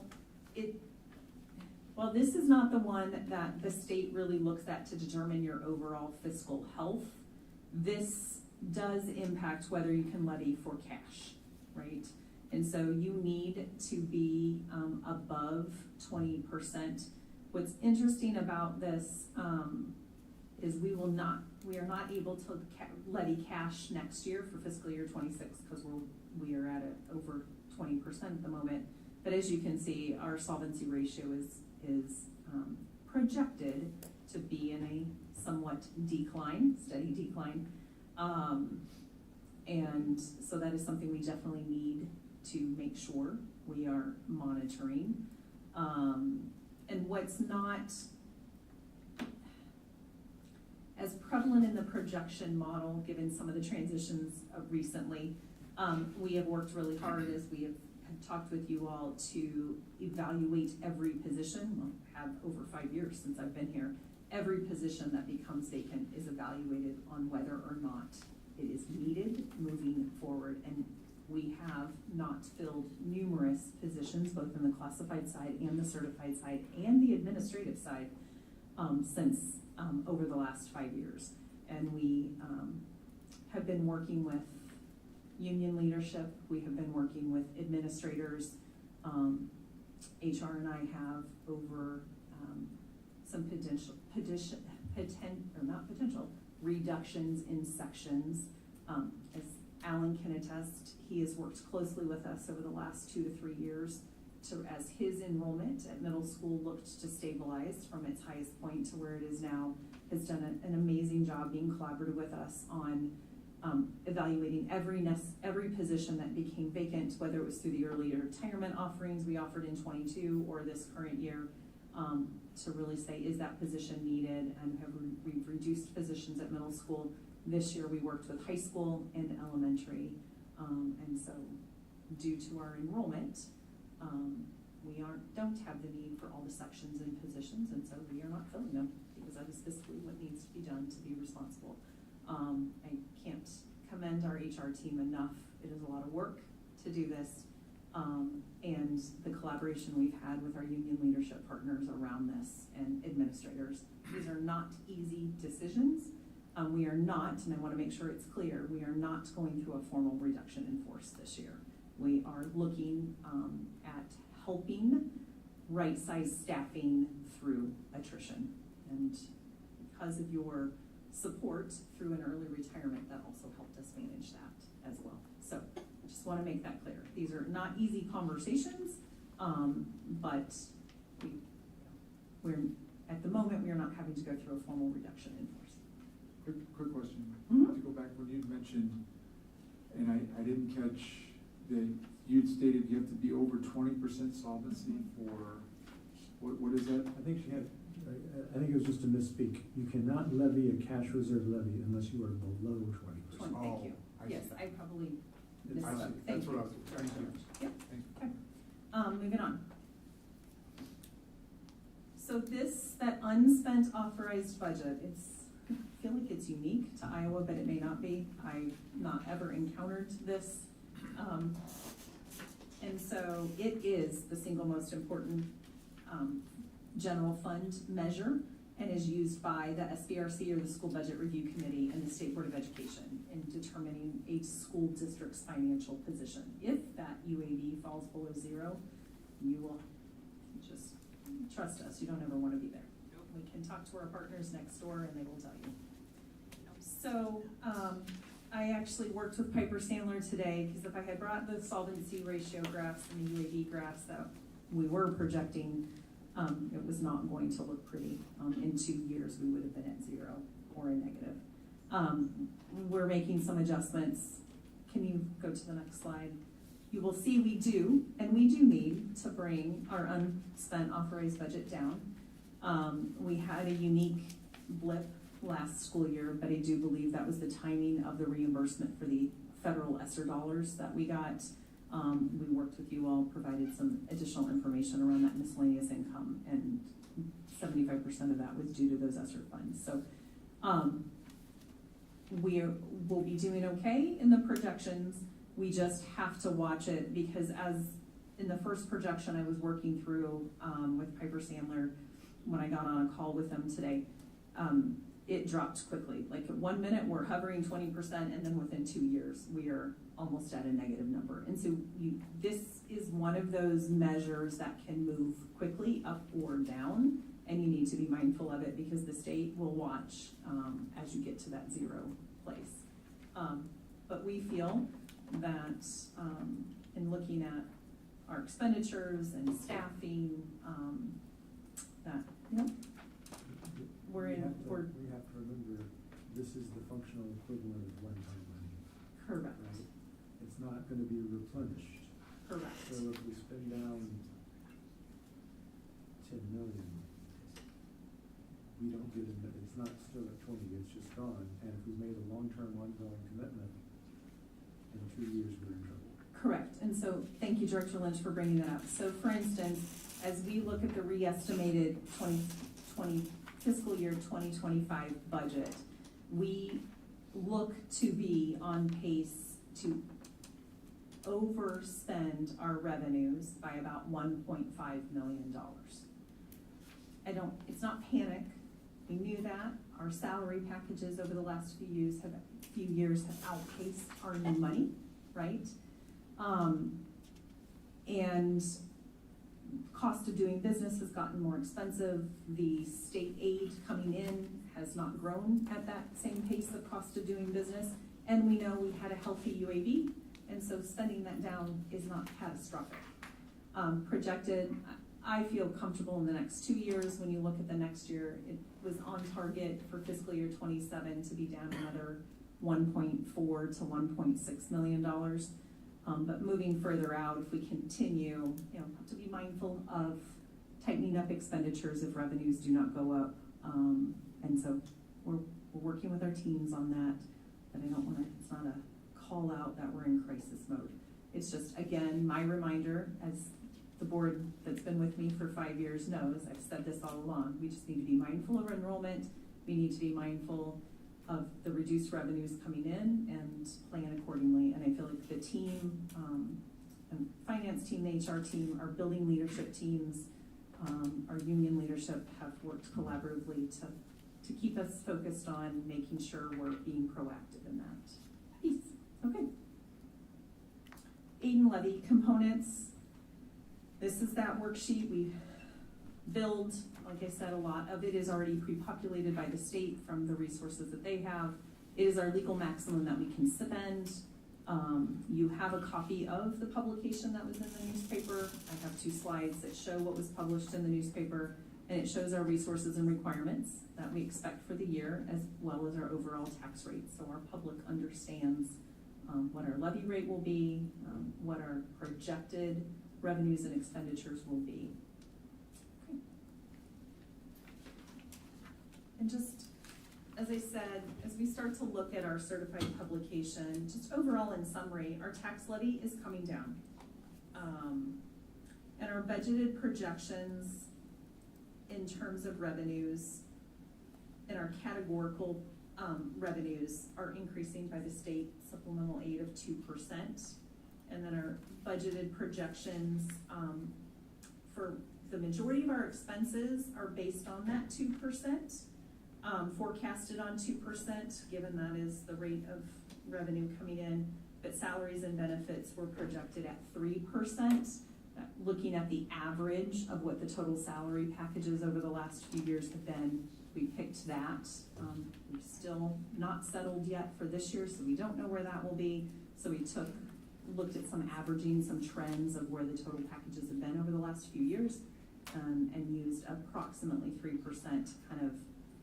But we're still maintaining within that 78 to 80% of the overall budget going to salaries, which is where you want to be. We didn't jump to like 85% of our budget is given to salaries. So I attribute that also to that attrition of positions that we don't fill. So, okay. David, anything else that you would want to comment on? I appreciate your input tonight.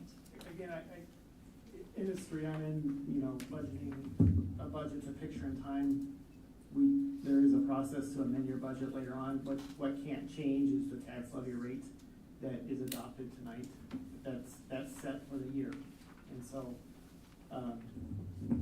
as that tax levy rate is a function of a formula, there's very limited choice in how we derive our revenues. It's a matter of continuously managing that budget now and in the future to meet the goals that we have. And so I just reiterate that point as well, is that, don't look at the budget.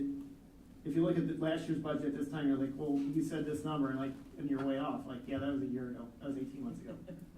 Things change. And so continued management over where we can on the cost, continued timely revenues. I know that we're always looking for, we as districts are always looking for other outside funding besides miscellaneous revenues and so forth. I know there's a couple things that are in the pipeline and so forth. So, and then I'll point out that there's a fund balance thing that fund balance does matter, especially as we're considering going out to debt for the middle school. That when the bond rating companies look at you and the banks are looking at you and trying to figure out what kind of interest rate to charge you, how risky events they are, they're not just looking at the PEPL fund or the saved penny tax. They're looking at your general fund as well, and so it does matter as an overall picture of the district, overall profile. The other piece I'll end on in terms of the management levy, industry standard would say you'd want about 2 years worth of reserve in your management levy. Ours has been coming down. We knew at one point it was getting a little high. We are sitting around that 2 to 2.3, meaning 2 years, 3 months. But there's a couple pieces moving through in that proposed property tax piece is a cap of 180%, which would be like 18 months of reserve in your management fund. Where most of us in this business get concerned about is there's been changes also though in our property and casualty insurance. And so now if there should be something like the derecho that we experienced the summer of 2020 was my gift when I arrived back in the Midwest. And as if COVID weren't enough. Amen. And where if there was significant damage to one of our properties, the way they would do the deductible now would be, I believe it's 10% of the assessed value of that property, whether or not if your property was $60 million, whether or not there was 10% of that much was damaged, so thinking about having to front something like $600,000 off to get work started, right? Or even $100,000, that can quickly deplete management fund resources. And so there's that balance. We don't want to levy too much and have our taxpayers say you're not using the money wisely. But we also, it's just like we all have car insurance, homeowners insurance. You never know if there's going to be a catastrophic event, right? And so those are some of those nuances they've been talking about, which give us great pause around how they'll impact school districts. I have a question, and it's related to this, although I don't know that it might be too specific, and you probably don't have the answer to it yet. But there's been talk from the federal government about doing away with the E-rates and how that would affect us. Do we have an idea of how much that would affect us? I mean, I know we get a lot of reimbursement from our E-rates, and if that goes away, there's talk about how that will be catastrophic to many school districts. I don't believe I have that number handy, and I was seeing if Ben was still with us, but I think he's left for the evening, which is fine. I don't want him to hear this and go, Let me just see if I have it quickly. My guess is we're talking in the $50,000 to $100,000 range. I seem to recall 100,000. 50 100,000. to 100,000. I just know that those things are starting to add up, that the things that are coming from the federal government, that the things that are coming down from the federal government are starting to affect those things. There are concerns with some of those things. And for a district like ours, Yeah. that $50,000 to $100,000 goes a long way. Yeah. And I'll piggyback, we still need to pay attention to the federal legislation. Yeah, absolutely. Because as they work to balance their budget, it could still have the trickle-down effect, whether it be tariffs or if we lose the tax ability on general bonded debt, that would have a significant impact on the financing of the middle school. Related question, do you anticipate we will need to do a budget amendment for fiscal year '25? Yes, we will definitely need to do that. We weren't able to get it all prepared for tonight in But addition we've to the got till budget. the end of May, if I We do. recall correctly. We have till May 31st to do a budget amendment, yes. And that, just to clarify, and so I better understand, so we submitted, or is this, can you help me out with what you're getting at, Richard? Is I understand? The current budget, the fiscal year 2025 budget, we approved a year ago. Correct. In April. Yeah. And if you look at the 3 columns on what was published, Yeah. you've got an actual 2024, a re-estimate 2025, and a budget 26. Yes. Inevitably, these numbers change, like David was saying a few minutes ago. Yes. And if the numbers are going up, and sometimes they're going up for a very good reason, like when we made a commitment to make some major capital improvements, Right. we had to add those in after the fact, after the budget had been approved. Or ESSER dollars, or loss of ESSER dollars. We have to do we can't Yeah, spend no, more that than we makes sense. budgeted, so we have to adjust Yeah, it I'm to tracking. reflect reality. I'm tracking. And your most districts go annually for a budget amendment around special education, because we will never receive 100% of what it costs to educate students with special needs, and so that's usually where you have to do that. I mean, I had a brief conversation with Lane and Kurt. I don't remember if our there's 4 areas that we have to look at, the 4 main buckets, as we call them, on the aid and levy worksheet. So that will probably come to you in the goal is the first meeting in May, maybe the second meeting in May, but it will meet the May 31st deadline. Superintendent Morris, it's a 10 and 20-day notification for the newspapers, so you'll want to plan for that. Without getting too much in the weeds or anything like that, are you able to, when I was looking at the 2025 from last year and what it looks like now, from the line item of instruction to instruction support staff, general admin, school admin, central admin, there seems to be a significant increase in those from last year to this year. Is there any big drivers behind that? Is that typically the delta we experience in a given year, or was there a reason that a lot of those went up significantly? I don't have the detail behind that. they've all been, if you look, our projections for 2026 are less than what our re-estimated is.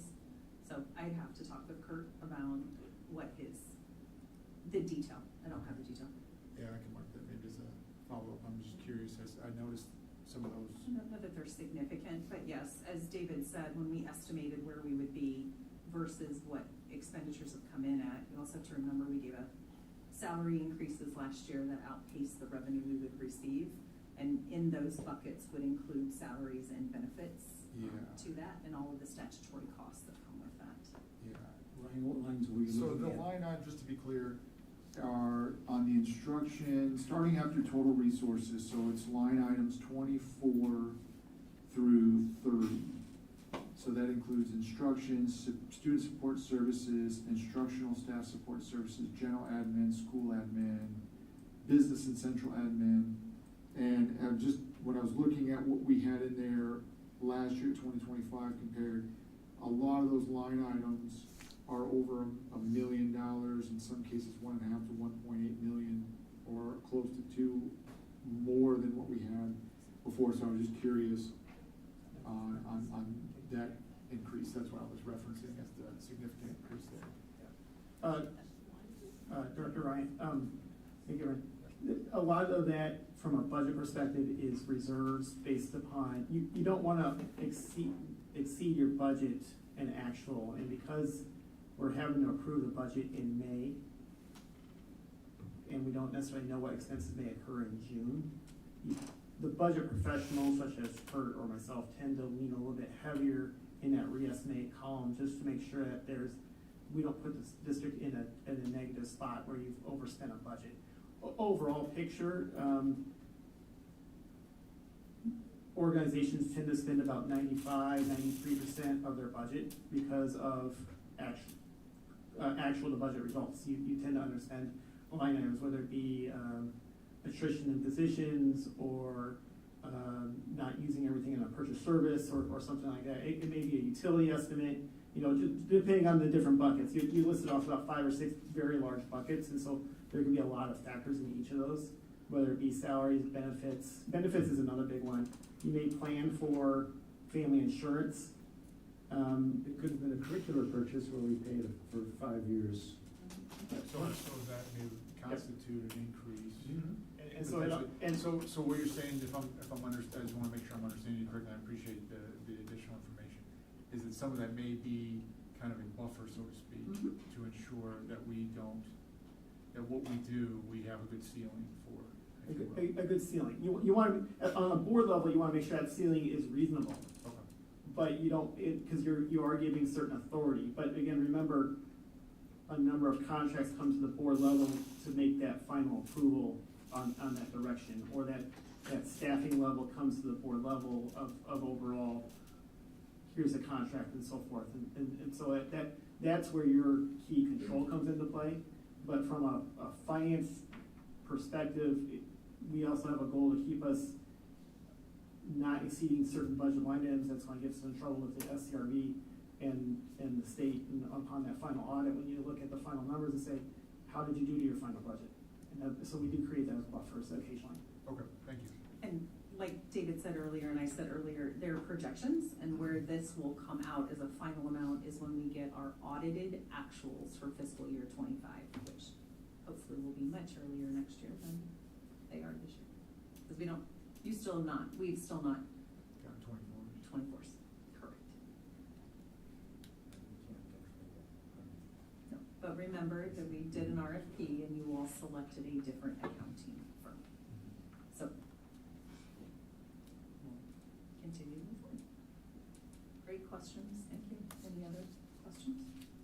All right, well, thank you, Dr. Morris, for filling the breach.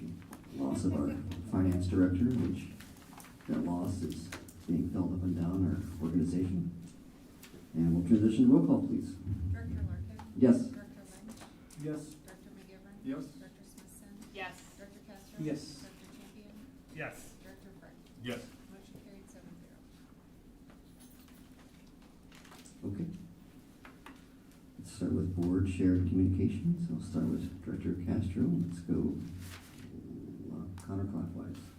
I just enjoyed going to the volunteers recognition today. Just neat to see all the people that were there, what they do for our schools and the important job that they have. You know, they don't get paid, they just kind of volunteer, and I just think that was just great. The food was good. I wish I would eat more, but didn't want to make a spectacle of myself, but it was very good. I don't think I have anything really of significance, other than I hope it was a fun-filled, a little bit longer weekend. Not as long for the teachers as the students, but hopefully everybody got a little bit of a reset for the last sprint to the end of the school year here. So, but thank you everyone for everything you're doing. I just, in a reflection on tonight's meeting, I just want to reiterate that we're a board of 7, and we are engaged in an employee-employer relationship with every district employee who's in this building and our buildings in this district. And these employees come here to present us with information. We need to be respectful to them. We need to not speak innuendo or have gotcha moments. There was a point in tonight's meeting I was pretty disappointed in when they did that. I am excited for the new curriculum adoption. I am impressed with the process that has been gone through with the district. Having been in other districts, that doesn't happen. The teachers don't have that opportunity to serve on those committees and give that input like that and actually make the decisions. The fact that we do it the way that we do is very, very intentional, obviously, that we give our teachers that voice.